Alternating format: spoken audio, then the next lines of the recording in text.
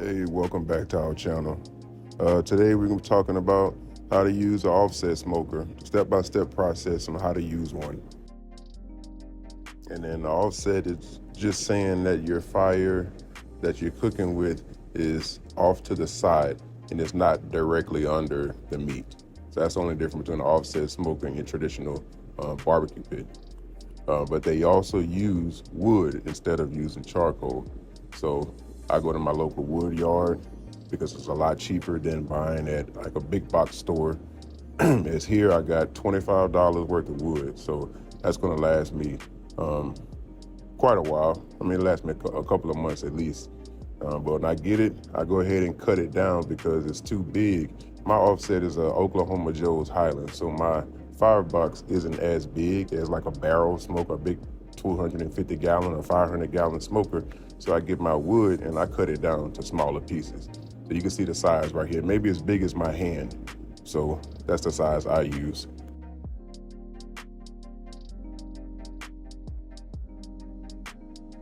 And when you're using your offset, I don't recommend using lighter fluid.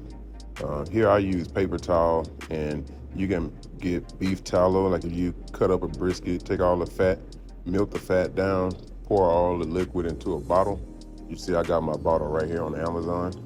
And I have a charcoal chimney, so I stuff my, you can use regular charcoal or you can use lump coals. Either way, you get it and put it into your charcoal chimney. You take your paper towel and you go ahead and light it on fire. And in that way, you don't have to waste lighter fluid, and you don't have to worry about putting liquid inside your smoker and it's causing a rust. But either way, you go ahead and light it and wait for the flames to pop out the top. And then once your flame is coming out of your chimney, you can go ahead and pour all your coals or your lump coals, whatever you have in there, go ahead and pour it into your firebox. And one thing I did get was that basket. That basket helps me keep everything kind of look just more tight knit together, as opposed to not having it. Is, you know, your stuff start falling out the sides. That's why I had that bucket right here. Just coals and ashes are going to fall out, so the basket keeps most of it together. So another thing is, whenever you're adding your wood, you want to put your wood on top of your firebox, like you see right here.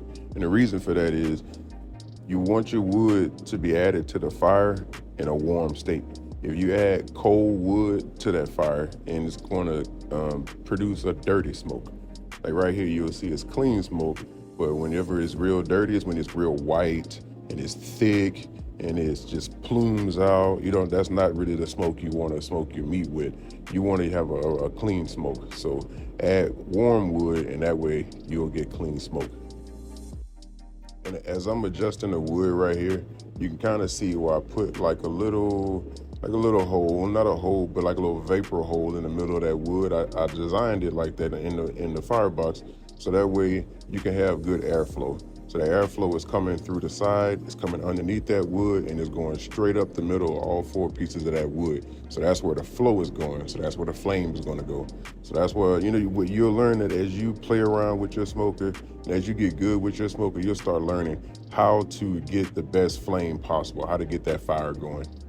And as that wood burns down, it's going to produce ashes.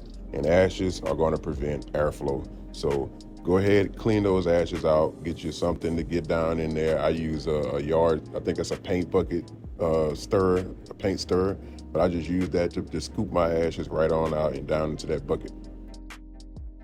And when you're cooking on an offset, you always want to have a fire in your firebox. So anytime you look in there, you should see some flames going on and let you know you got good airflow and that you're burning your fuel properly. And that's pretty much it. Good airflow, good wood, and there's different kind of wood that you can use. Maybe that's another video for the future. But this video did let me know I need to clean my offset, so that should be the next video I do. Again, appreciate you guys watching. Don't forget to subscribe, leave me a comment, a like. I'll see you guys next time.